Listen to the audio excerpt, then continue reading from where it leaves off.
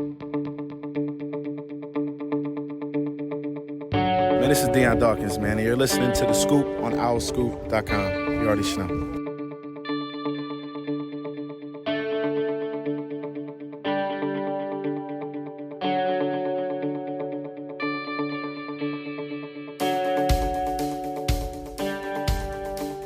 Hi, everybody. Welcome back to The Scoop, owlscoop.com's podcast. Season 7, episode 28. I'm John DeCarlo. We have a mostly full house today. Kyle Gauss, Dante Collinelli, Sam Cohn, Caden Steele, Javon Edmonds might hop on post 5 o'clock or closer to 5 o'clock. We'll see. Either way, what's going on, guys? How you doing? Trying to hold in a sneeze. Yeah, I was but wondering I'm great. what you were doing. I was wondering what you were doing, Sam. You looked like you were thinking, sniffing your hoodie. I was like, what is going on here? I kept thinking you were gonna be like, Sam, how are you? And I was like, I would sneeze right as you said that. But I'm good. Happy to be here. Did you learn how to cover your sneeze like that from The Office? Pam has a scene where she says, like, remember, if you do have to sneeze, do the Dracula sneeze. Like, I just feel like it seemed like a 9-year-old Sam being like, yeah, that's how I'm gonna sneeze going forward. 9-year-old Sam with that voice. Related to that, sort of, this is gonna be the most random thing I think I've ever talked about. I had a moment when I was like 14 where in 8 Mile, Eminem flips off the camera by including his side finger. And up to that point, as like a 12-year-old, I was doing like this, where like everything was down. And I was like, you know what? This is a more masculine way to flip people off. So I would include the knuckle in the pointer finger. And I still do it to this day. That's fantastic. Flipping people off.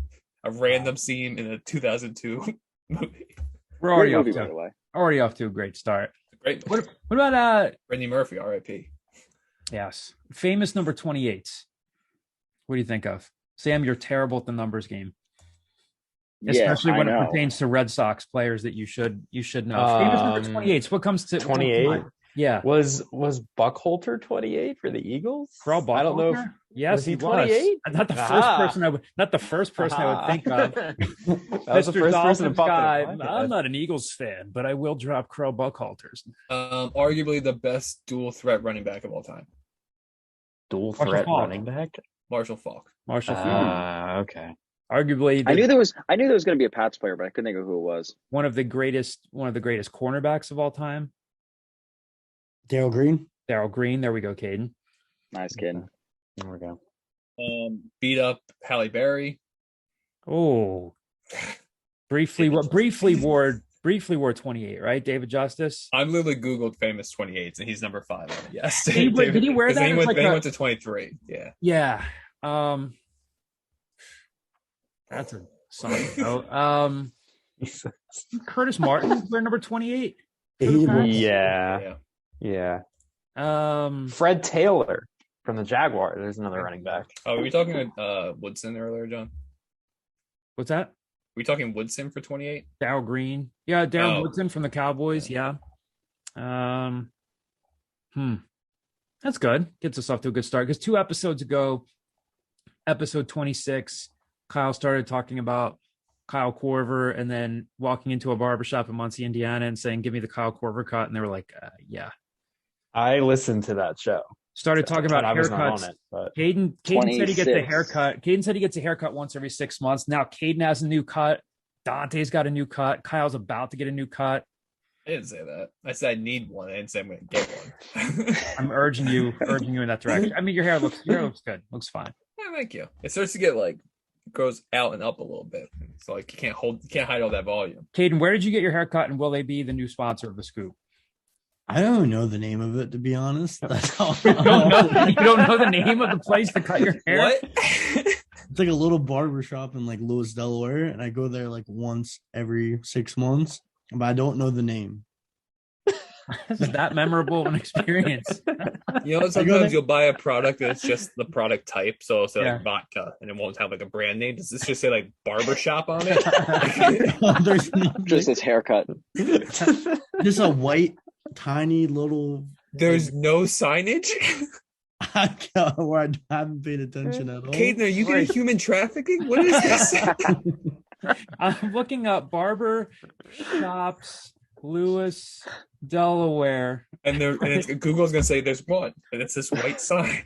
Is it Lewis Hair Shop, 5 Point Barber Shop, Lady in Maine Barber Shop, Do any of these sound familiar to you? I think it's Lewis Hair Shop because it's on 3rd Street. There we go.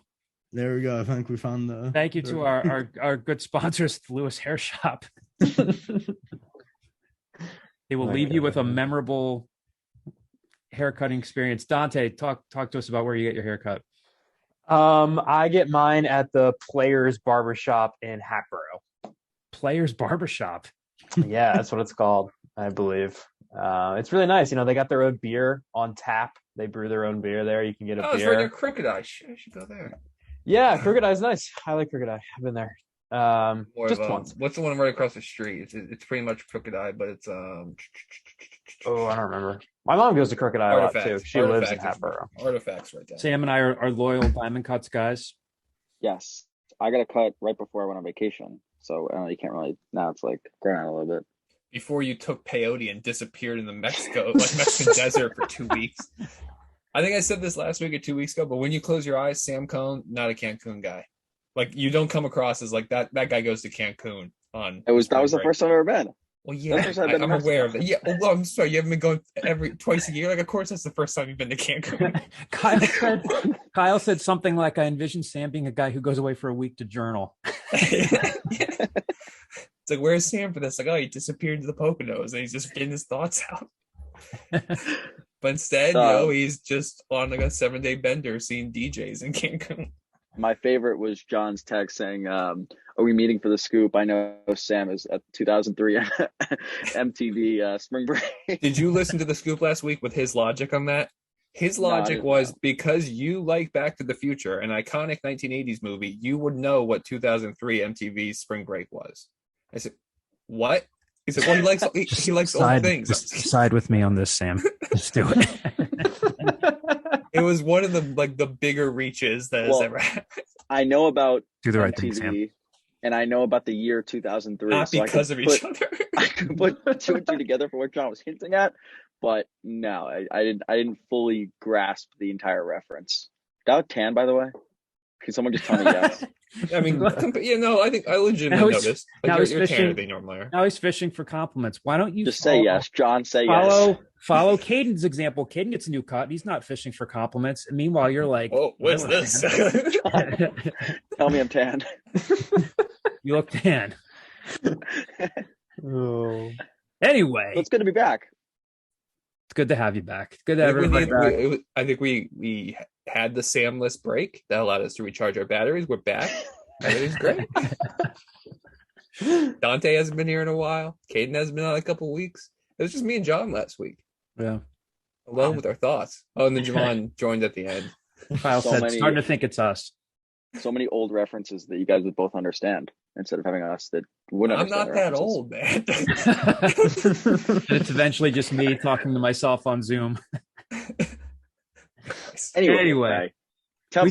We do have stuff to get to this week. We've got basketball, conference awards, the American Athletic Conference tournament. We've got spring football to talk about. We got a few mailbag questions.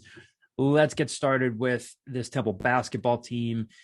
They just had media availability a few minutes ago. We're recording this on Wednesday evening. We'll get to that in a second. So as you know by now, if you are a Temple fan, Temple is facing Tulane in the quarterfinal round of the American Athletic Conference tournament. Temple's the 4th seed, Tulane's the 5th seed. Temple's 17-11 overall, 10-7 in the conference standings. Tulane's 13-14 overall, but 10-8 in league standings. So they do have a first round bye, but they know who they're playing, as we said so far. Damian Dunn was named second team all conference with Caleb Battle out. He led the team in scoring a little more than 15 points a game during the regular season. That was good for 6th in the league. And free throw percentage wise, he was sitting at 83.5%. That's good enough for 5th in the league. He's hit 3 game-winning shots this season. Then Zach Hicks and Jaleel White were named to the league's all-freshman team. Zach Hicks is averaging 8.1 points per game off the bench. Leads Temple with 59 threes. He had the monster game against Delaware State, of course, a few days before Christmas when he hit the 10 threes, scored a freshman record 35 points.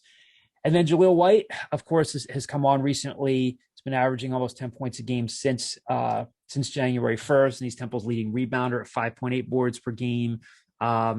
So, Sam, I'll throw this over to you. You felt like Jeremiah Williams got left out of the the awards fund here, even though he missed 6 games?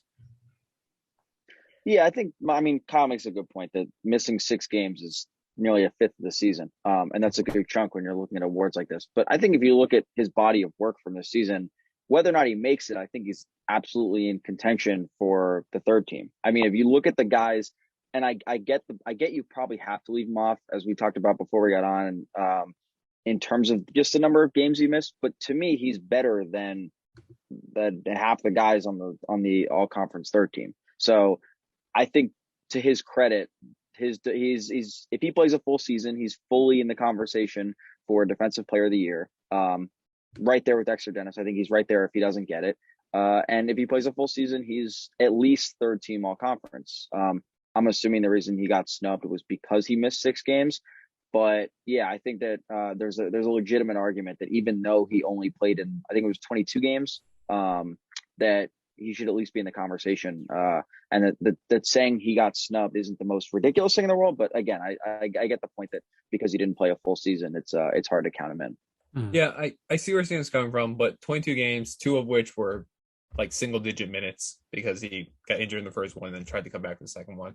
I think it's kind of, we talked about this beforehand. If there was an all-defensive team, which I think the conference should have, he would be on it. I think the issue is we watch a lot of Temple basketball. We're fully aware of what Jeremiah Williams does. I think sometimes with people that vote on this, whether this is media or coaches, to be honest, I'm not sure which one it is.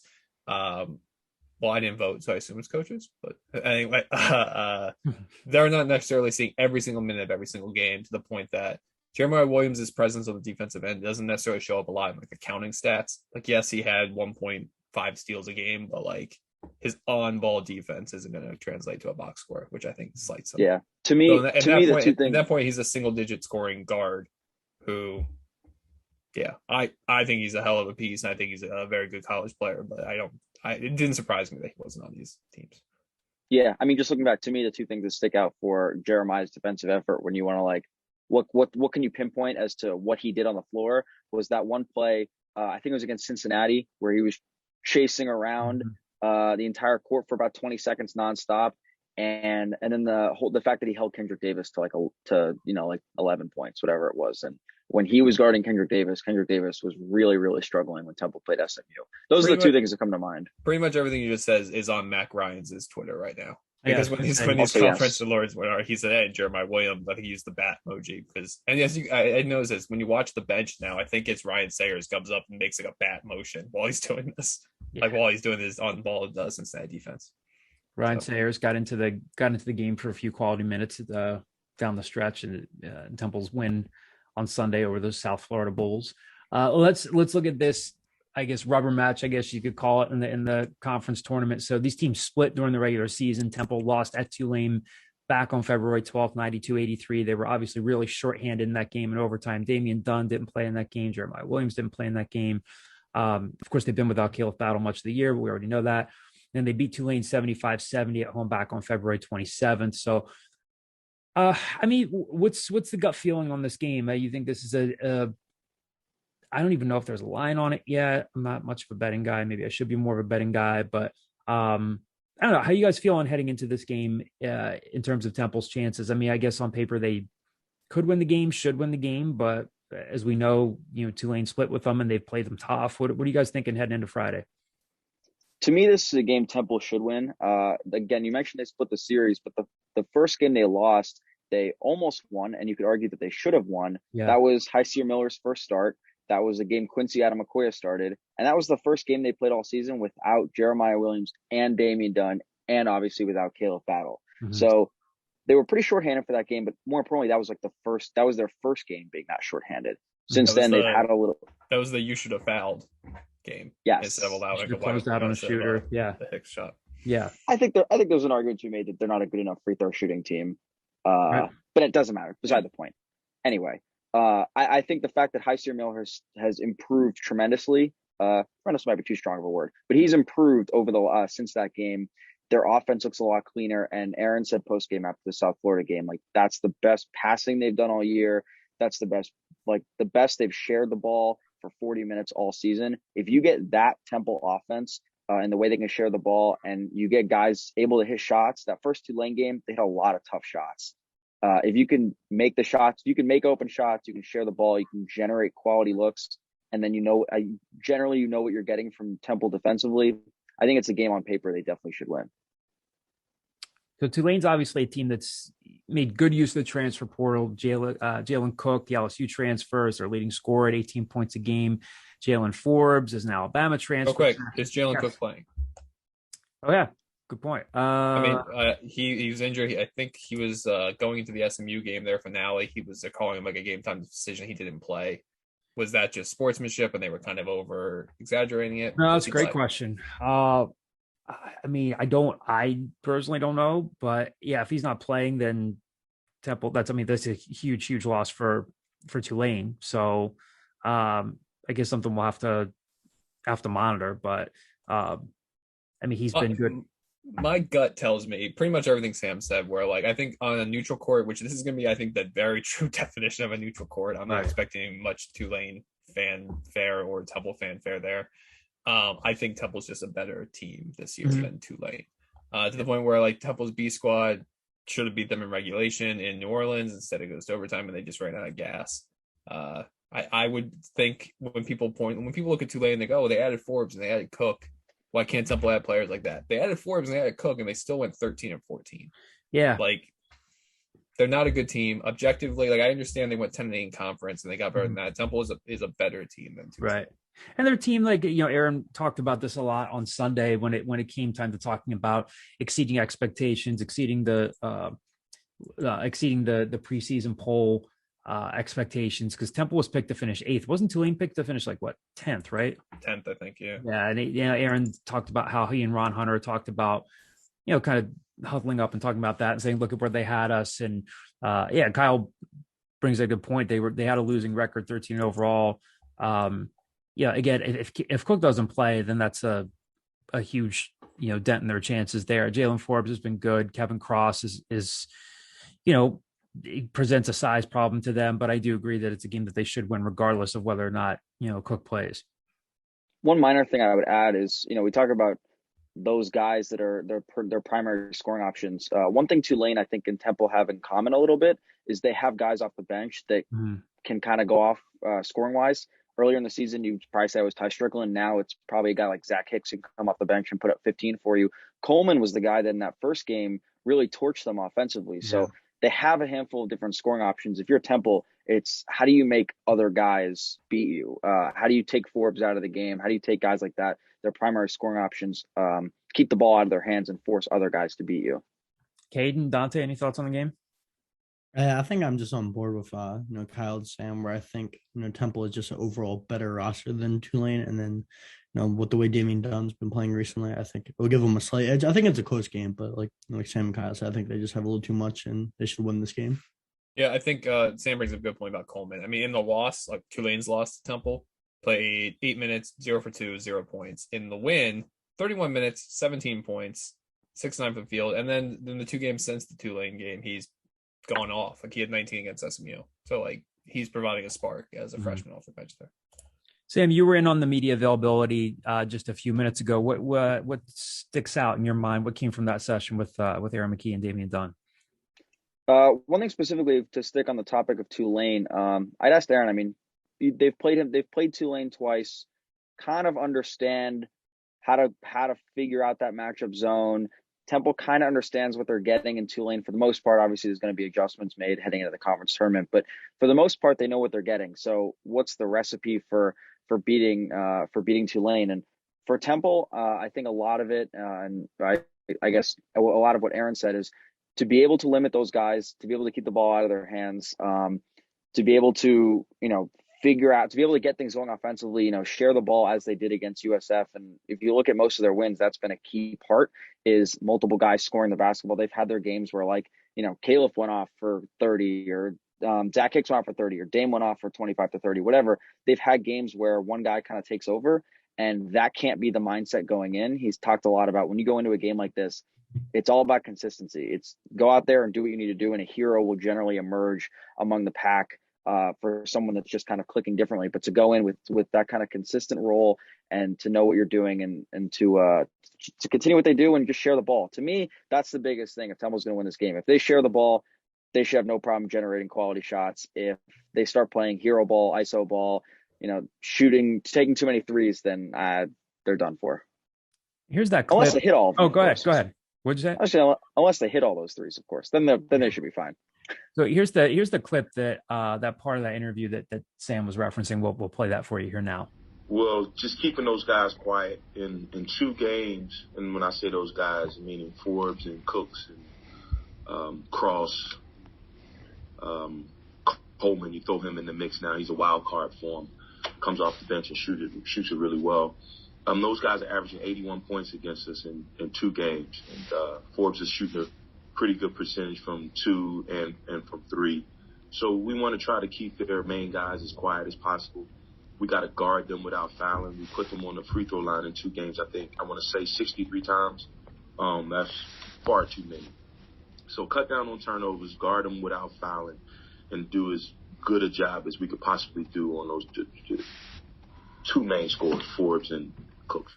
All right, well, Sam, one thing I did want to ask you about before we start talking about Temple's spring football schedule here is you are working on a piece for the Inquirer. In addition, for those of you who don't know, in addition to working with us at OwlScoop, Sam also covers Temple along with Bella Diamore for the Inquirer, for the Philadelphia Inquirer. You talked to Nick Jordan recently for a piece you're working on there. What came out of that conversation? Because he obviously is a guy that has shown flashes. He's young, like most of the team, but if he catches fire, it's obviously not a bad thing for them. He's been a little erratic, has to stay out of foul trouble by his own admission. But what came out of that conversation? What are you expecting from him heading into this weekend? Yeah, there's 2 sides of Nick Jordan. The one that, plays 24 plus minutes, and gets close to a double-double, maybe gives you 12 points and 7 rebounds, whatever, is getting up there both and can give you, 2 blocks, can be a good rim protector. And then there's the Nick Jordan that can't stay on the floor because he's fouled out close to 7 times this season. So he's ripping his jersey. Or he's ripping his jersey off. So that's going to be a huge test for him and for Temple. Is if he's probably been the most consistent front court piece they've had all season when he's playing well. So he'll be important for them. And I want to kind of let him do the talking with the clip that we're about to play about the difference between Temple headed into last year's conference tournament versus heading into this year's conference tournament. I just remember when we came in last year, of course we thought we were going to win and stuff like that, but it's just a completely different energy. Like I feel like everyone here, like I feel the energy, and it's like we all know like our season isn't over. We know that we're going to keep going. So I'll definitely say that's one thing that I look back on, just the energy of the overall team. All right. So some good stuff there from Nick Jordan. Before we get into spring football, getting back to ripping your jerseys, did any of you in any level of sports ever get so upset that you ripped a jersey and had a temper tantrum? Not on the field or court. I did have a bedroom. I did have a minor spat. Like I was at a game. It was a basketball game, and I just played horrible. I had like 5 points. I was like, 2 for 40 from the field. Like it was just a bad game and bad numbers. I did that thing that, Kobe was like, stay in the gym until you make 100 shots. So I tried to do that after the game, and I was like just tossing up bricks still. And I had like a moment where I just like really just started like getting very mad and like chucking the ball at the hoop. But I was in like, man, that must have been like my sophomore year of high school. That's like the biggest freak out I've had. But there was absolutely nobody else in the gym. Like it was just me. There was nobody there. Maybe the janitor heard me. But outside of that, I'm pretty good usually. Did the Bucks County Courier-Times write about this? Definitely not. Sam, Kyle, Caden. Sam. Personally, I'm not one to get emotionally drunk, as the great John Chaney would say. Kyle just cringed. No, I've never actually ripped my jersey. One of my friends in high school got to the point where he was doing one of these and probably about to rip his jersey, and I kind of like slapped his hands down. But no, I've never ripped my jersey before, I don't think. I charged a future Division III basketball coach to his mound while we were doing slow pitch softball in gym. My high school gym teacher ended up being Westchester's basketball coach. I think he still is, Damian Blair. And it was slow pitch softball. I hit a gapper. I tried stretching it to 3. He called me out at third. I disagreed with the call. Also, keep in mind that I was doing double gym. I figured out senior year that you could just take another gym class. So I got put into a freshman year gym class as a senior. What? So it was awesome. I just done that because I'm a senior in high school. I'm like 17, 18. I'm like further along developmentally than these like 14-year-olds. So I'm just like housing them and things. Like we're playing soccer. I'm being aggressive. We're playing basketball, knowing it. He's doing slow pitch to these kids because, they're 14-year-olds and I'm just ripping gappers. But yeah, so he called me out. I had some choice words. I walked towards mound pretty aggressively. And then afterwards, he just told me, "Hey, man, I thought you were out." I was like, "Oh, well, I was." Like, it was a very like de-escalated. Great conversation. End of the game. He's like, "Hey, man, look, I from my vantage point, you were out. Like, I get that you disagree, but you were out." And then like 2 years later, he got named Westchester's basketball coach. Which has absolutely nothing to do with your interaction. He also used to every year, I had him for 3 years, whatever. He used to every year tell us about how he played at Westchester and he had workouts with the Sixers and he just could not beat Eric Snow. Like they would just have these guys coming for tryouts and Eric Snow would just like kick the shit out of them. And that's when he realized, like, maybe I should just get into coaching because I can't beat out Eric Snow. I'm not a fan of Eric Snow. I've told you why I'm not a fan of Eric Snow. You have. And it's valid. Yeah. Anyway, I'm not a fan of Damian Blair because, he just called me out of third. Yeah. Caden, any like incredible Hulk moments in your high school football or lacrosse career where you ripped a jersey? I think not ripped a jersey, but in football, I think one or two times, I've gotten mad and I pulled over the sideline and took off the helmet and slammed it against the bench. Did the one of those where I took it off and threw it out of frustration that the game wasn't going well. I can't remember ripping my jersey, but I think during football, like I seem like a pretty chill person, but I had be like the most angry I ever was. So I think I slammed my helmet. The video of David Ortiz taking a bat to the phone and just like smashing it. That's what I'm picturing Caden with his helmet, just destroying it against Caden writing a recruiting story about himself. It's like, I got my lead here. It's about slamming the helmet. My favorite part is after Nick Jourdain ripped his jersey, the PA announcer, Carlos Bates. Yeah, so the PA announcer referenced his New Jersey number, which I guess makes sense. Like the temporary number that he was wearing, he'd be like number 38, Nick Jourdain. His Raleigh or Hollis Jefferson number 32 jersey. I mean, I guess it makes sense instead of it being like, well, here's your actual number, but like you're wearing number 32 right now. Yeah. Well, see if he keeps his jersey on and if he plays well. I mean, but what before we go into spring football, any chance that probably not ECU. Any chance that the ECU or Cincinnati could upset Houston on Friday? No. Any chance that Temple could beat Houston on Saturday? You have a better chance of Cincinnati upsetting Houston than Temple beating Houston. Yeah, that's what I was gonna say. I would like if someone's gonna do it, it's probably gonna be Cincinnati. We saw too much last week. We saw too much in that route where they just got their clocks cleaned. Houston is darn good. But also, I think Javon referred to it as a reminder. Like, this is like a reminder of like where you are. Yeah. And yeah, I think that's accurate. Somebody, I think, not to get too far in the mailbag, I think in our mailbag, somebody said, like, do you think this is some gamesmanship on McKie that they got beat that much on unintentionally? No. They got No. We'll get to Jeremiah Williams in a second when we get back to basketball.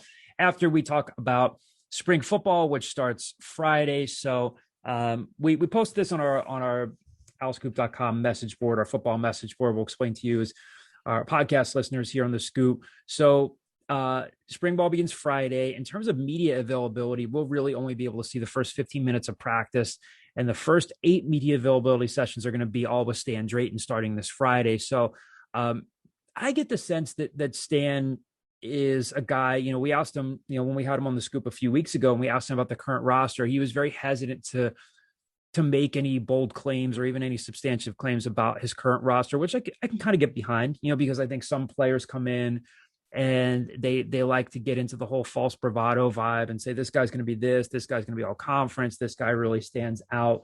But I can see by that 5th or 6th media session, and we can't really see anything more than stretching, or some light drill work. I think it's gonna be like, Stan, favorite burrito place on campus. I think we're going to start running that thing to ask about. But, the spring game is going to be Saturday, April 9th on campus at Edberg Olson Hall. Kyle had previously reported and broken all the news about when spring ball is going to start. The fact that it was sort of at one point maybe up in the air about whether or not they were going to have the spring game on campus. They are going to have it on campus. Pro Day is going to be Wednesday, March 23rd. Again, we've said it before, it's a wide open roster. I don't think that you really have any position where you're looking at the roster and saying, yeah, they're 2 or 3 deep there. They look great. Obviously, that's why they're in the position they are now, where they had a coaching change.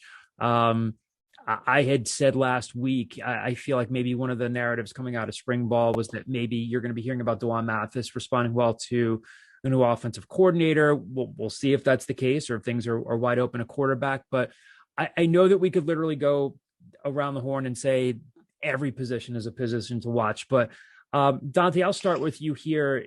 Give me a position battle to watch that you think is going to be really intriguing. Yeah, I think honestly, I'll take one that I'm not sure other people take. I think the linebacker one's going to be really interesting just because they're overhauling that group. And I'm really curious to see what those roles look like in this defense. We talked about it a lot on National Signing Day. They brought in all those freshmen. Do those guys push for some time on those outside spots? What do you do about all the inside backers you have? You added some on National Signing Day. You still have Kobe Wilson. You still have a couple other young guys. Jordan McKie still in that group. What do you do with Evandy Rigby? Is he an outside backer? Is he an inside backer? He's done both, had moderate success at both spots. So I would describe that as one of the deeper, as far as names are concerned and guys that I've seen play well on film. I think that's one of the deeper positions on the roster, but you only have, allotted, 2 inside guys, then you have the 2 outside guys. I see a lot of very good inside backers, and I see a lot of question marks on those outside backers. So watching those guys, getting to see that position battle is going to be very, very interesting. DJ Elliott's a linebackers coach. It's his background. It is, arguably the most important part of that defense. If those guys do not play well, that defense is not going to be successful. They are asked to do a lot. So that for me is the biggest battle outside of like the very obvious ones. Because I think you have a ton of talent there and trying to sort out where those guys play, balancing actual skill set and just getting the 4 best players on the field is going to be a challenge for them, I think. Anybody else want to take this one? Yeah, I think Dante made great points. I think just kind of give like a balcony perspective on the state of this roster. I think going into the spring, you can probably say there's maybe 4 or 5 guys that actually probably feel pretty good about being starters right now. Like Adam Klein, Isaac Moore, probably Jose Barbon, and then like Keyshawn Paul and Cameron Ruiz probably feel pretty good about their starting spots.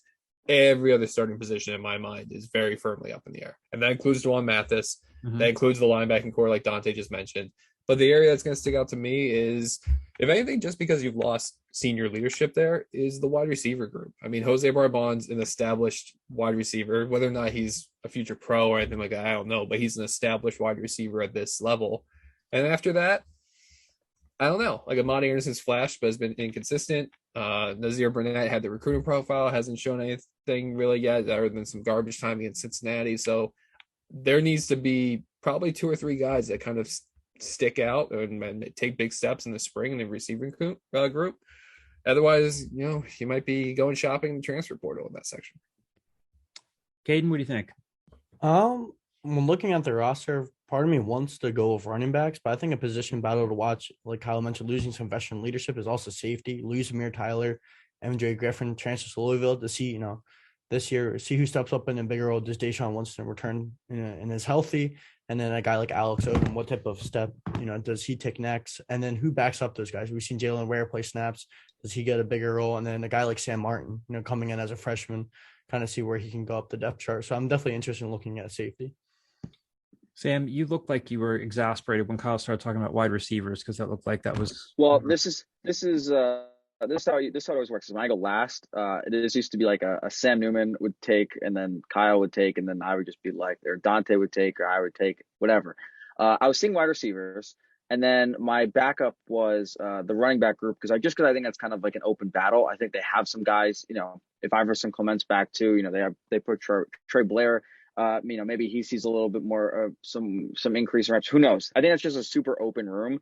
But the the group that hasn't been mentioned, I'll go with, I think, is the O-line, just because you're losing, CJ at center, you're losing Nice, you're losing Hooper. So they have some starters that are gone. So I just think there's some opening there that I think will be interesting to look out for. Mainly, like, if I'm being completely honest, I don't know who's behind CJ Perez at center, or do they move someone, or Adam Klein? Is it Bryce Tillman? Mm-hmm. Like Tillman, I would guess. I don't know. I mean, prior to CJ Perez transferring in, remember the plan was for Klein to switch over to center for that year. Was that just a Rod Carey fever dream? I don't know. I think Klein's versatility is his biggest asset. So, like, if they need him for that position, I think he could. But yeah, is it Bryce Tillman? When I talked to him for the other pod with Adam for the Believe podcast, it sounded like he felt like he wanted to be fairly entrenched at guard, but we'll see. I mean, we'd love to get Chris Wiesahan on the pod at some point. He's not one of the coaches that's mentioned for media availability in the spring, but we'll try to get him, because that Chris has great institutional knowledge when it comes to this program, and he has great knowledge of some of the guys on this line already, like Isaac Moore, like Adam Klein, and any coach can say that they really have pride in getting their room tightened up, but I think Chris really will, because he's heavily involved with recruiting and they want to know really coming out of the spring what they have, what they need to work on. Maybe it's Wisdom Quarshi backing him up at center. Maybe it's Bryce Tillman. So we'll have to see. I'm looking at, again, you could literally pick, Caden said you'd want to go with the running backs. You could look at the running backs. I mean, looking at the defensive line, I mean, both in the interior, the exterior. I mean, if they're going to, we have a question about this, later on in the mailbag, if they're running, a base 3-man front, regardless of what they do on certain downs, who's pressuring the quarterback? Is it, and this kind of could morph into this mailbag question. Is it, who's going to get pressure? Is it going to be Leighton Jordan? Does Jaquavian Mahone generate pressure at defensive tackle? Does, a guy like Darian Varner was starting to flash a little bit, a Jacoby Sharp. How does Evan Boozer look coming off of his injury? I mean, if they can actually get, this sounds so obvious to say, you feel, fairly solid about what they have at cornerback. And if they can get some pressure up front, then maybe they have a chance of being a somewhat decent defense. But, if they can't get anything going up front, then it's going to be, it's going to be a long season, regardless of who they have in the secondary. Just one more thing I want to throw in, and Kyle had mentioned this, but I don't think we should just skip over it, is the quarterbacks, because Dewan Mathis isn't coming in just being the number one guy. Like, right. It sounds like could be a pretty open group. Who comes in? Does Valenti look good? I mean, EJ Warner was the big name recruit they got. He's 17 years old. So Dante, putting a finger up. Yeah, I have a hot take. I do not know if the quarterback who plays the most snaps this season is on the roster. I'm gonna be honest. I don't know if that's a hot take, but I don't think that's a hot take. I wasn't gonna frame it that way. I was gonna say, if you, at the end of the year, the top 2 quarterbacks for the 2022 Temple team, one of them is probably on the roster right now. Whether it's some guy comes in and takes Mathis' spot, or whether they bring in some guy who pushes Mathis but is the number 2 quarterback, I don't think that guy is currently in Philadelphia. My problem with Mathis is less about play, which I have plenty of gripes about. It's just he gets hurt, and it sucks because he's so obviously physically talented, right? He has all of the tools to be a very good college starting quarterback, but he can't stay healthy. And given Temple's offensive line situation, given the style of quarterback that he is, I find it hard to believe he's not going to take hits this year. And you never want to, project that a guy's going to get hurt. But, behind him, there's not much. There is a lot of quarterbacks in the transfer portal. A lot. That could be very, I'm not saying they're going to go out there and get a big name, but just a very solid guy who, maybe flamed out at a Power 5 program. There's a ton of those guys in the portal right now that they could go and add to this room just to make it a little bit better. So again, and you look at Dewan Mathis's injury history, again, it's a hot take for a reason. I don't think it's going to happen, but it could. It wouldn't shock me. No, I don't really. I think it's a very fundamentally sound take. I don't even really think it's a hot take. Kyle and I were kind of talking about this last night. I mean, and you guys remember, and I think it was in the breakout session the day that Stan Drayton was announced. I mean, he was pretty honest. I mean, I don't know that he was like trying to necessarily take a shot at Dewan Mathis, but he was asked about Dewan. And he basically, and I'm thinking back on this and very much paraphrasing, he basically said, we got to see what's going on there. Why did he want to leave? Why was he on the fence? Does he really it's kind of that vibe of like, do you really want to be here? Are you really interested in getting better? And look, I mean, look, I mean, 2 seasons ago, a bunch of guys jumped ship. And then when things aren't going well at all, Dewan Mathis kind of, says he's going to enter the portal, never really fully entered the portal. But this is very obviously a huge, huge spring for him, because he already, whether he wanted it or not, like had the target on his back and saying, okay, you are an SEC level recruit. Things didn't work out for you at Georgia. You've been through a lot of hardship in your life. You had a brain cyst removed. You come here, you did show some flashes. You played well against some teams that weren't great. You played well against Memphis. Then, you couldn't stay healthy. Like, he has an opportunity to really write his own narrative, and he could come out of the spring and say, you know what, I just really needed to just work with a guy like Danny Langsdorff, who was really experienced, that could really really get me on the right track. But otherwise, if the narrative coming out of the spring, and again, to remind people, we're really not going to be able to see a whole lot of practice. If the narrative coming out of the spring is, yeah, we'll see.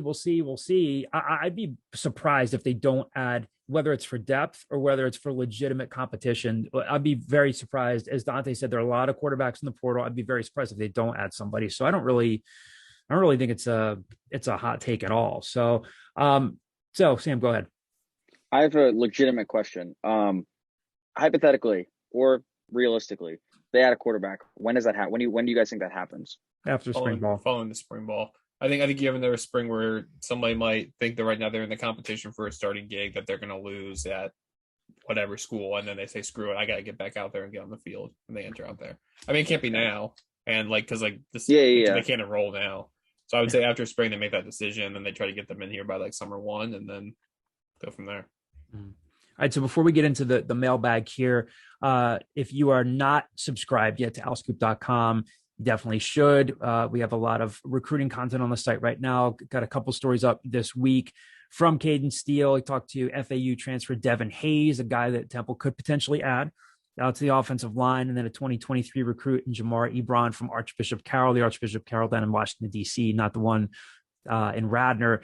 Kate, you want to give us just a quick glance of what those conversations were like, and then I know you've talked to a bunch of other guys too, because you've always told us that you're addicted to recruiting coverage, which we appreciate. Just a quick glance at those conversations with those guys, and then what you have coming up the pipe with some of your other interviews.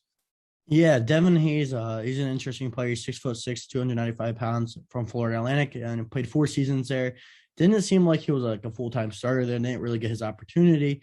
Entering the grad transfer portal with 2 years of eligibility left.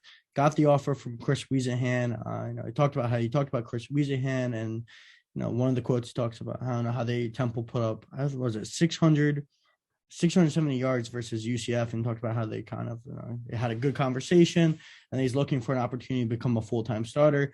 And then Jemima Ebron, the wide receiver from Archbishop Carroll, he's 5'9", 185 pounds. He's not the biggest guy, but very explosive, very fast. I talked about how his recruiting process kind of started off slow, but now he's picking up some steam because of his speed and because of his ability to make plays with the ball in his hands. And then coming up, I have some more interviews scheduled, but also have some interviews are done. I talked to Jasir Whittington from, is it Imhotep in Philadelphia? Imhotep, a local kid, got offered by the old staff. He's been, I don't know if he's necessarily been reoffered, but I know he'll be on an unofficial visit this weekend with Temple.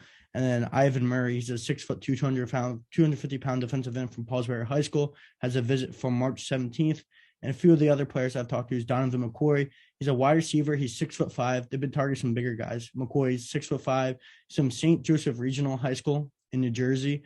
And then another one of the guys who's also 6'5", seems Jafar Williams is targeting some bigger guys, is Nathan Stewart from Laurel, Maryland, plays at St. Vincent Pallotti, but he's 6'5", 195. So they've been targeting a lot of wide receivers, and I'll have those up soon.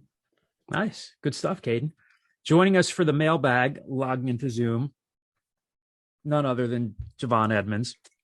Javon, we are just getting into the mailbag now. We only have a few questions. So, Javon, why do you hate analytics? Why do I hate? Oh, okay. Well, there we go. Let's start off hot. There we go. That was mailbag. That's mailbag question number one. It's not a mailbag question, but Kyle just threw it into the mailbag. Well, first of all, Sam gave me the nickname of Boomer, which I fully embrace and love. And like I told our good friend Vern last night, I think one person with a lifetime knowledge of a game, 2 eyes, maybe some glasses to help with it, half a brain, a notebook, and some film can go further than 50 guys from Silicon Valley that never touched the ball a day in their life with 15 different algorithms. They've got stats named LeBron and Gobert. I'm not going off of that. I'm not the smartest guy in the world. Me and math don't get along. But to my common knowledge, the highest percentage you can get when you're doing something is 100%. If there's a stat that exists that can say you put over 100% on the stat sheet, I don't respect it. That's just me. And I think sports got along just fine. And a lot of teams have been winning and playing better brands of basketball, football, and all of the above with common sense than they have with analytics. Analytics lost the Tampa Bay Rays a World Series, okay? And I'm a part-time Dodgers fan whenever the Orioles stink, which is very frequently. So coming from me, I'm analytics just not my best friend. It's not one of those things my mind can be changed over. Sam, before you speak here, Dante, as you were talking, Javon, Dante literally was moving his eyeballs around in his sockets like this. Why, Dante? Why are you so upset?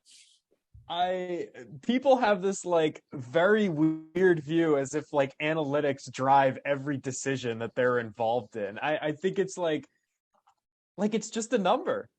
It does not drive every decision that a team makes. And also like analytics has gotten this like very broad umbrella. I don't know how to tell you this, but not every stat that you read is an analytic. It's not. Analytics is just part of the puzzle. He's right. Give me a common box score. That's not analytics. I'll take that. What is all right? So if you're looking at football, is completion percentage over expected an analytic? Is that an analytic to you? Yes. What is over expected? Like what is an expected completion? I saw something. What was that EPA that I got in the argument with Mina Kimes about per 17 executions? What the hell are 17 executions? Wait. Did Mina Kimes engage? Yes. It was like a whole morning thing. It was exhausting. Twice. She engaged. Yeah. She engaged twice. With 2 different things. Yeah. My thoughts on Mina Kimes aside, who hurt you? Like this season, John Harbaugh. When you watch Moneyball and they're in the scene where they're saying, "How do we replace John B. Damon?" and you side with the 70-year-old scouts. No, I don't. You side with the old guys being like, "Oh, he's got good hips. He's got." Wait, Dante and Kyle. What? Sam was here for this conversation I had with our good buddy Ray Dunn. Baseball is the only sport where I say 75% of your operations can be analytics. Outside of that, Moneyball, I was a fan of because the Oakland A's, they stunk. They needed to change something up. They had 3 Cy Young winners and an MVP. Baseball is a numbers game. When I say stink, I mean they had no money and they were not going to retool that roster with star players. That's what I mean by stink. Baseball is a game of numbers. You can use analytics to win in baseball to a certain degree. Everything else, though, come on. And you don't need 15 million stat sheets and spreadsheets and formulas and equations. It's just athletics. It's about not a math equation. Here's the thing. It's about contextualizing what you see on the field. I think you have this idea that like the numbers that are provided in the sheets are like not acquired from things that happen on the field. Like they are based in the things that you just talked about. At least I'm only speaking for football. I don't dive into basketball. I have no idea what's going on there. You want to yell at Varun about, something over 100%, knock yourself out. I have no idea what's going on there. But like for football, like that is stuff that is happening on the field that we are just quantifying. And this feels so weird for me because I don't consider myself an analytics guy. Like me sitting here and arguing with you about this is like very weird. Like I spend 3/4 of my day watching film. So like I get it. But like they're just numbers, man. It ain't but the film drives your thinking, Dante. I respect that. I can't respect when the numbers drive complete thinking. Okay, well that's fine. I just can't. That's like if for context wise, I hear you as far as they put things in context. And Sam, I promise I'm letting you go after I make this point. I promise.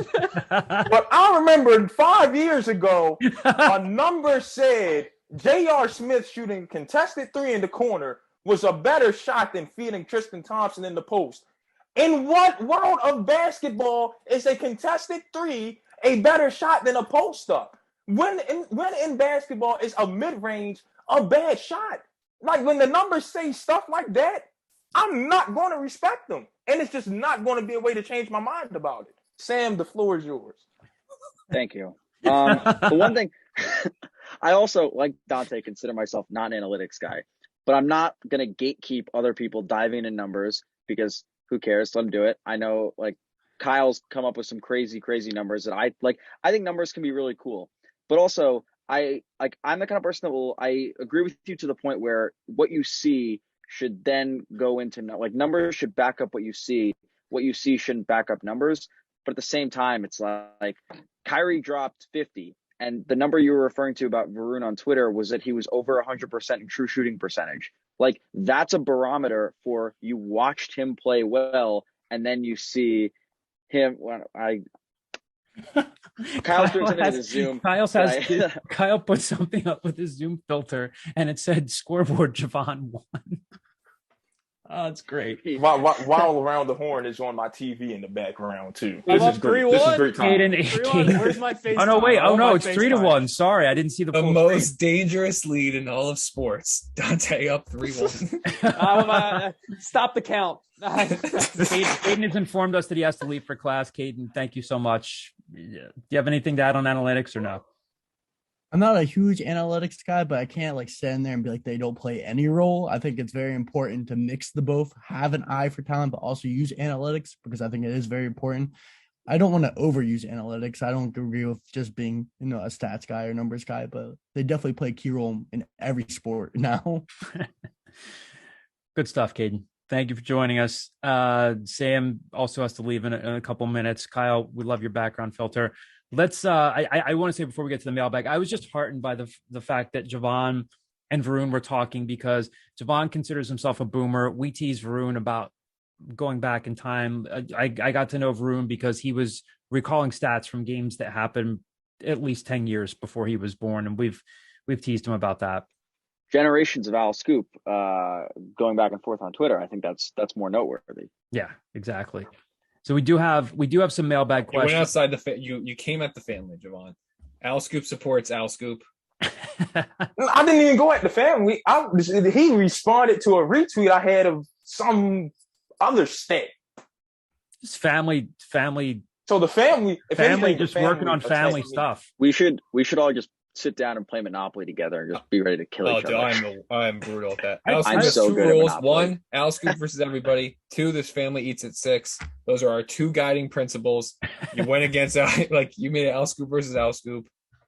What are we doing here? We played Monopoly Saturday night, and my wife and mother-in-law both got upset with me because I won, and I won by putting hotels on like St. James Place. I didn't even have hotels on like Marvin Gardens and Pacific and Boardwalk and Park Place. No, those are bad investments. Terrible. You want the first 40% of the board. Yeah, is what you want. You want orange and red are the two best two best properties on the board. If you can get purple, also good, but orange and red are the 2 you want. Yeah. Once you get to yellow and green they're just trying to. That's a tease. That's you think you have something, but at least Boardwalk Park Place, get the fuck out of here. No, I don't want that last stretch of this. You want to talk analytics? You want to talk analytics? When you pass free parking, you are not landing on yellow or blue. Not happening. Red and orange are the most landed on spots on the board. Come to the Scoop. Be informed about Temple football, basketball, and your latest Monopoly takes. There you have it. Sam, are you sticking around for the mailbag, or do you have to run? I like these first 2 questions, so I'm going to stick around for a second. Then I gotta run. So Sam's going to do what works best for him here with the mailbag, and then we'll say goodbye to him after that. No, I'm just teasing you. All right, first mailbag question from the screen name from our message board here at Al Scoop, Moose Jake 008. Will Jake Forrester play a major role going forward in the tournament? And how is Jeremiah Williams doing with his rehab from his shoulder? So a couple quick things there before I turn over to Sam. if you listen to the post-game press conference on Sunday, I mean, Aaron McKie just said, we need to get him back up to speed. But it's a valid question, because if you're going to look ahead and say, all right, Temple's going to beat Tulane in the quarterfinal round, if you have any shot whatsoever of contending with Houston, you need some size, you need some capable bodies there that can do anything. So maybe Jake can help you. But Sam, we'll start with Jake Forrester first. How do you feel about anything that he can contribute moving forward? I think there's a non-zero chance he gets a couple minutes, but I don't think I wouldn't say he plays a real factor in the Tulane game and whatever happens after that. I think your front court's really relying on Nick Jourdain, Arashon Parks to give you something, and Sage Tolbert to give you something. Maybe Emmanuel Pomo gets in, but I think those three are probably the bulk of the load goes to Nick Jourdain, and then Sage Tolbert and Arashon Parks also should help out. They probably play a decent amount of that small ball 5 lineup. Javon, we talked about this too. Go ahead, Kyle. If Jake Forrester plays against Houston, that just screams like a quick 3 fouls to me. Yeah. Like, that's just not going to work out well for the Temple's favor. Yeah, Javon, we were sitting next to each other at the game Sunday, and you kind of, I don't want to turn this over to you here. You and I both felt, coming off a long layoff, happy to see him back on the floor. He had talked about, I think he's since deleted the tweet, but he did say at one point he wanted to get away from the game, prioritize his mental health. So it was great to see him back out there. But it's fair to say he looked rusty on Sunday, right? Yeah, when you're out for as long as he is, that's just natural. We shot around after the game. We all looked rusty for the first 10 minutes before we started making shots. That's just beautiful normal jump basketball. Shot from Javon. I appreciate it, John. Effortless jump shot. I want the subscribers to know John DeCarlo is lying to us all about his Temple career. He did not go to school at Temple. John DeCarlo was a Division II point guard, and this whole Temple thing was just some made up background, because the shot was butter. I haven't seen him any better than the shot was butter. I guarantee you he has like bursitis right now. Like, there's no way his body has recovered in the last 4 days. No, but my legs were sore, and that's pathetic, because it's not like we played actual pickup. And Javon, as you know, there's a lot more to the game than shooting, and actually, to get to the line, you have to create a shot, draw contact. Analytically, there is not. It all comes down to shooting. Oh, no. Sam hit a corner 3. Sam, I think, wants to say hit a corner 3 before he rushed off to the gymnastics meet. Hit a corner 3, to which Damian Dunn smiled, gave him a look and smiled at him, right? Yes. I wasn't going to bring it up, but yes. For other people to say.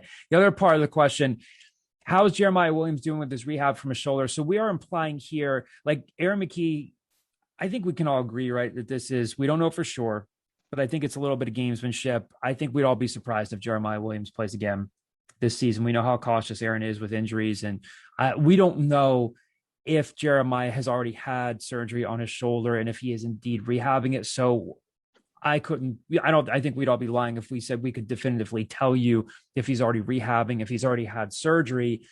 I understand the question, but I think we're all kind of in agreement here, right? I'd be shocked if he plays on Friday or at all this weekend, in terms of how far they advance, right? Would be shocked if he plays against Tulane. If they get through Houston, I would not be shocked, which I don't think they will. But if they find a way to get through Houston and make it to whether it's the championship, if they make it to the conference championship, I think there's a realistic chance maybe he's like, I want to be in this game. If he hasn't had surgery already. I know this is probably a very obvious question, but I'll ask it.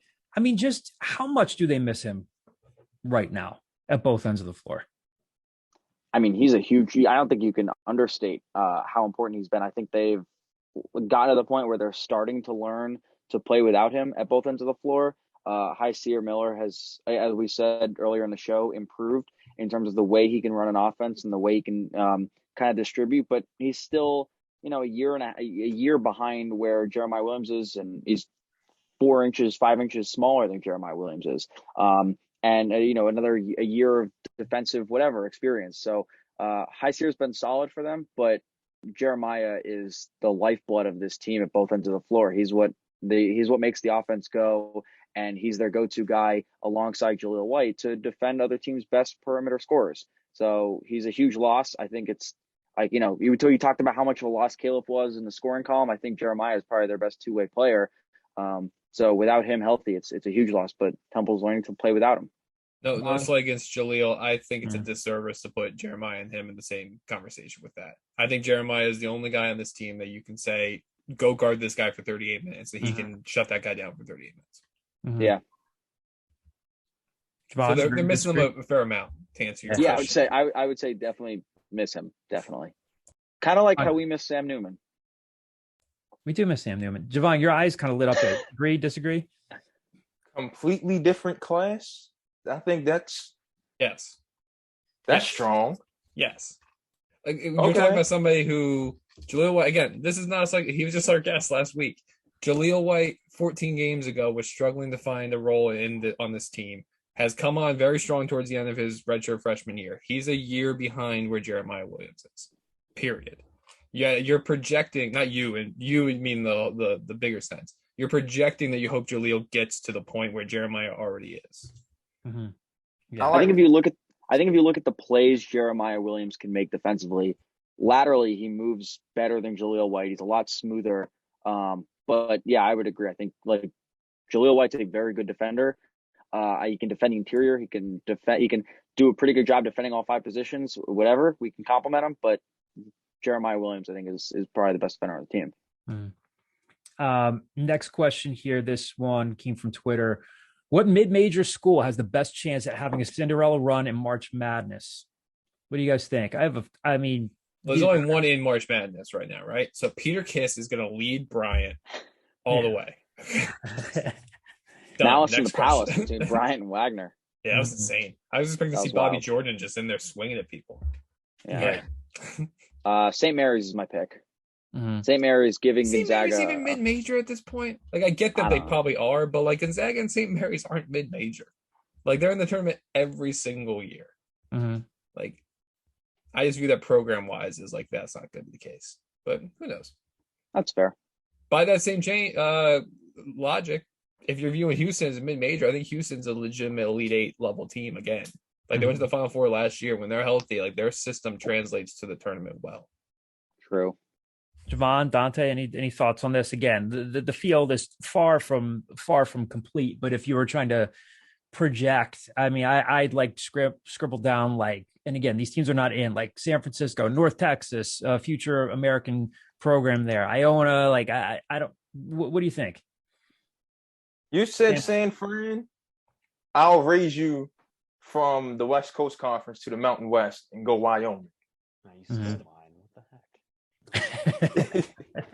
Still, I finally do basketball prep. Javon comes in and just takes my pick. You know what? I don't know. I don't have anything to add. That was my prep.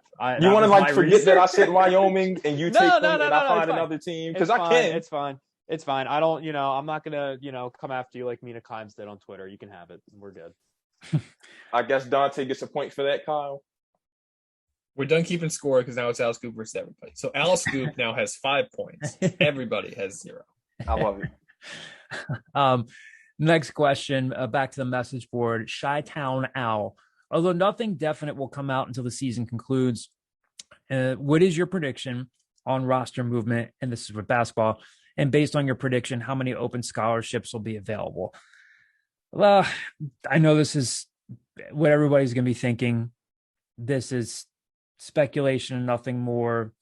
My guess is, and it's a guess, maybe it's Ty Strickland. As much as we enjoyed having him on the pod a few weeks ago, I think, we'll back up here for a second. So on senior day on Sunday, and Aaron even clarified this, Ty Strickland was honored. Sage Tolbert was honored. Jake Forrester, Erasmus Parks, and who am I forgetting? The walk-on himself, Colin Daly. Colin Daly. Was there a 6th person? Or was it just those 5? Just those 5. So they're seniors academically. I think it's very plausible to think that maybe Jake goes, Erasmus goes, Ty goes, Quincy Adam Okoye, if he's, he hasn't been playing, they said he was suspended indefinitely. We know he can be a streaky shooter, but again, I don't profess to know what's on his mind, but I think it's plausible if we're guessing, if we're taking educated guesses there, that's 4 guys right there. So I think the real interesting thing to keep an eye on will be Temple's gotten a lot better. And there, are there sharks in the water? Are there people trying to nip at Damian Dunn, nip at Jeremiah Williams, trying to, put feelers out there? I don't know, but I think Ty, Jake, Arashma, Quincy, maybe those are the safe bets. But I don't know. What do you guys think about this one? I was going to do the LeBron, not 1, not 2, not 3. I think you're looking at 4 or 5 open scholarships. I think it's just the guys you mentioned. But what's interesting to me is outside of probably like a big man and maybe somebody to fill that Ty Strickland role, you might be trying to fill some of those scholarships with guys that are like towards the end of the, like they're depth guys, but I don't think you want to recruit to a depth level. So it wouldn't surprise me if maybe now with another 8 months of data, if they look back at this like high school class and say, well, maybe there is a guy that, we don't see it right now, but like we have this open scholarship now, so we're willing to extend it to him. Another thing is, in about 2 weeks, there's going to probably be 45 job openings that a lot of these kids have signed NLIs to schools that are about to lose their coaches, might all of a sudden now be back beyond the market. So I think Temple's going to have the ability to make some moves in that field. I think you bring up a good point when it comes to depth, because if you're a fan and you just like to dream out loud and say they need this guy, they need that guy, they need this guy, they need that guy, well, they have to find the minutes for him. And if you're Aaron and the staff, one of the things you have going for you is, aside from Quincy McKie, you've hit you can safely say that you've hit on most of these guys, right? Even though Nick Jourdain has been erratic, we talked about that. You can see the potential there. He's showing you flashes. You obviously hit on Zach Hicks. You can say that you hit on Hyseer Miller. You hit on Jeremiah Williams. You hit on Damian Dunn. You hit on Jaleel White. You hit on Killeth Battle as a transfer. I mean, you're seeing the progress that you need to see. You obviously need a big, but you can't. I think you make a great point. You can't just go out and say, we're going to just pick here, pick there, and they're all going to play 30 minutes a game. You have to keep people happy, because now if people aren't happy, people are going to have wandering eyes and say, well, maybe it's better. Maybe life's better here, life's better there. So I don't know. I think it's going to be, again, a very interesting offseason for them. Dante, Javon, any thoughts on this one? I was trying to be the defense attorney of Ty Strickland all season long. But once Hyseer Miller came along, it's like, you know what? This isn't a team that can fit 5 guards on the roster. Like 4 guards, Zach Hicks, Jaleel White, Nick Jourdain, fill in the blanks. I think the way basketball works, I wouldn't be shocked if Ademakoya winds up going JUCO for a year to reinvent himself before rising back up to the D1 level. Arashma Parks, basketball might be it for him. Jake Forrester might be looking forward to that next chapter of life. I mean, I get what you're saying, but like Jake Forrester, if he like decided to transfer again, there would be interest though. I don't know what level. More interest in him. I don't know what level it is, but I mean, he's a 6'9", like a 6'9" big who's shown the ability to score at times. Like, there's always going to be a role somewhere for him. It just probably won't be a 35-minute a game role, right? Like, imagine Jake Forrester playing at like low D1 level. He's putting up points. It's like when you saw Justin Hamilton go to the MAC, and all of a sudden he's averaging a double-double when he couldn't really see the floor at Temple. Like, MAC 6 man of the year now. Yeah. After losing his starting job. Yeah. Like, I think. Nonetheless, he was. And I think Sage Tolbert takes the same route, lower D1. I think one of them has to come back. I think Sage. Like you just mentioned 3 bigs that are like gone, right? That fills a gigantic void. I think Sage Tolbert has the ability to defend 3 positions on the court, and to the point that like I think there is a role for Sage Tolbert. It's whether or not that he is willing to play 18 minutes a game as opposed to 30 back at the SEMO level. Mm-hmm. So I feel like this is kind of like what we're talking about, where like you can't just view everyone from like a starter standpoint. Like, is that guy starting big? No, probably not on like a team that has tournament aspirations. Is he a guy that has a role? Yes. So I think it would benefit Temple to keep like that core group of 7. Anything else at that point, as far as next year is concerned, is kind of just noise. Mm-hmm. Like, I think you're going to look at this and fast forward 3 months from now. I think you're going to look at it and you're going to be like, wow, they lost 5 people, but the majority of those people are towards the end of the bench. Mm-hmm. We do have a few football questions to close things out. We got one via text from our friend Pat Egan at 97.5 The Fanatic, who's a loyal Scoop listener. Celebrated his birthday earlier this week. Turns out on Twitter that I guess he didn't even talk about on the show about it being his birthday, and then a bunch of people were teasing about that on Twitter. But anyway, his question is, what position in football should fans actually get most excited about in the Stan Drayton era? So we talked about how pretty much every position battle looks open at this point. Is there a position that you guys feel fans could be excited about heading into the year, even though we're not even through spring ball yet, not even into spring ball yet? Dante? So I'm assuming he means excited by good and not interesting, because I get excited about positions that are like, oh, like interesting. I don't know. I think like the only position on the roster that I would describe as like good, interesting is like corner. Right. Like, I think you like what you see from Cameron Ruiz. And I think, John, you said this earlier in the pod, like, you know, Keyshawn Paul and him are probably like the only two guys who are like entrenched starters on defense. I think that's like the only good, interesting position. Like the rest of them, like, I think the defensive line's very interesting. I think the linebackers are interesting. Running backs interesting. I think quarterback's really interesting, but I wouldn't describe any of those positions as like good, you know, as like I'm excited to watch them. It's more like, no, I'm just interested to see what they do with it. So anybody else have any thoughts on what position could be good, or one that fans would be most excited about? I would agree with. Go ahead, Kyle. No, you good. You're good. I think running back's going to be good. I am talking myself into the 1-2 punch of Hubbard and Clement as the days go by. I truly think Drayton can get something out of those guys. Mm-hmm. I'm not going to trust Iverson Clement until I see Iverson Clement on the field. Is where it's at this point. Like, regardless of whether or not that's fair or not, like, he's like, I need to see things from him before I can buy into that. I was viewing this question the same way Dante was initially, which was like, is this interesting? Not necessarily meaning good.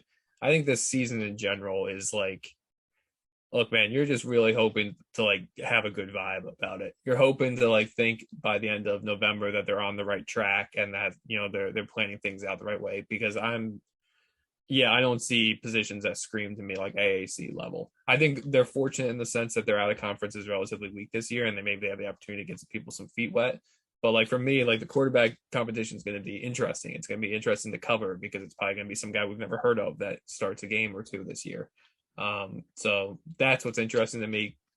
Good wise, yeah, you have an above average starting cornerback duo, like Dante said. I think corner could be one too, because then if you know that you have your starters entrenched there, like does a young guy pop to provide some depth there, like you know, like an Andrew Garwo, a Jaleel McMurray, a guy like that. Like I mean, the previous staff took Deion Hawkins out of the Haverford school just because he was really, really fast and a track star.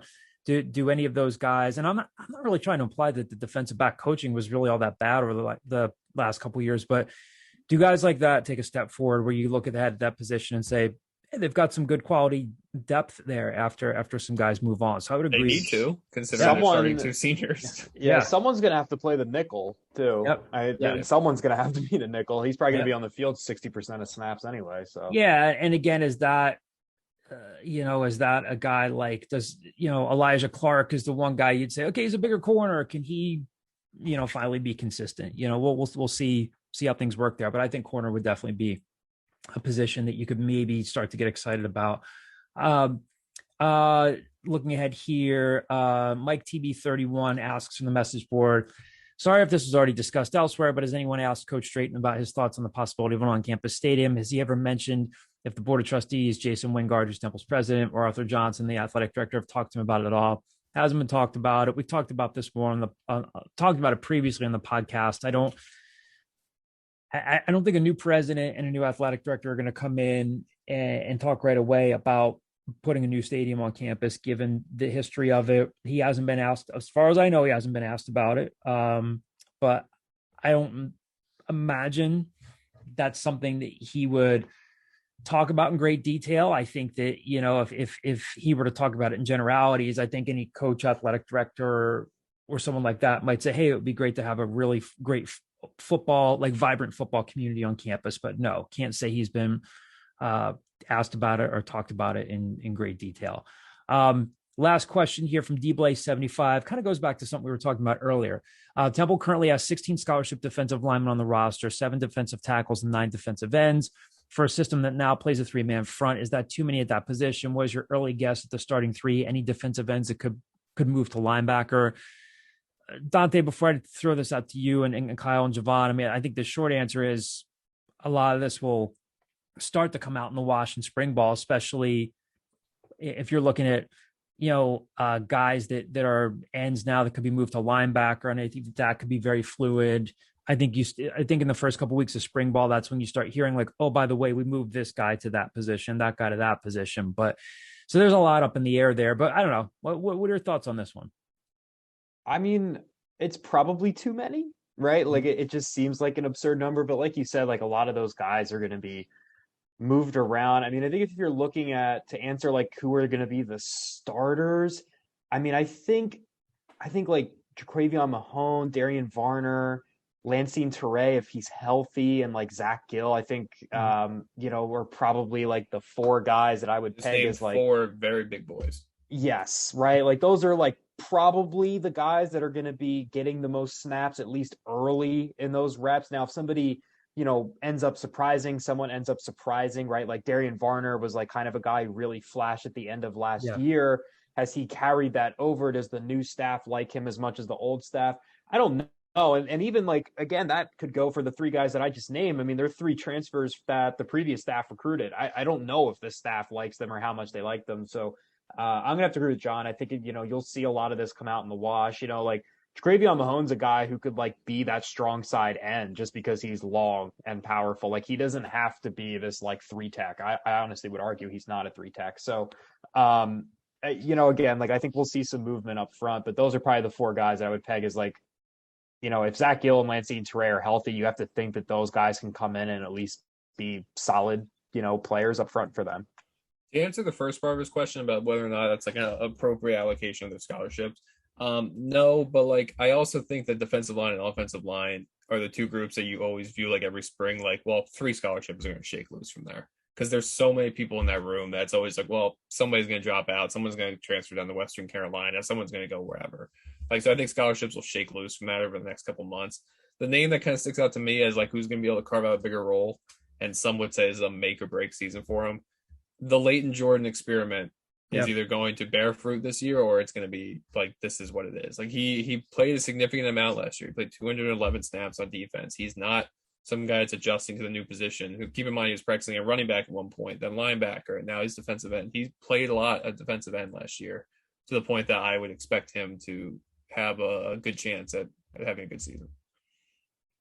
Javon, any thoughts on this one? Yeah, I was going to go the transfer route, but yeah, that's kind of how I feel about it. Some spots are going to open up. 16 for what? And you play a 3-4. At most, you're going to have 5 guys on the line. 2 DNs, a nose tackle, 2 outside linebackers. That's like Kyle said, not a proper allocation. However, this is Drayton's first year. Guys are going to drop out in the spring. Guys are going to drop out after next season. We know how college sports works now. Hey, think you might want to explore your options elsewhere. This, that. I want to bring in this guy. Well, that's the conversation, the coaches room or whatever. So I wouldn't worry about it right now. Rebuilding program. There you go. Yeah. Well, certainly covered a lot of ground this week. Analytics, basketball, football. Javon came in hot. Haircuts. Yeah, he did. Did I know what I was doing? Yes. Did I think that he'd come in that hot? No. Listen, that's the one thing that I will never have to warm up about. Opinions. All right. Well, thank you, everyone, for tuning in for another episode. When we talk to you next week, we will know definitively whether or not Temple has shocked the world and won the American Athletic Conference Tournament basketball, and probably not. But hey, stranger things have happened, and we'll have a little bit of audio for you from the first weekend of spring practice. So we'll have more fun stuff to get into. Thanks again for listening this week. We'll talk to you soon.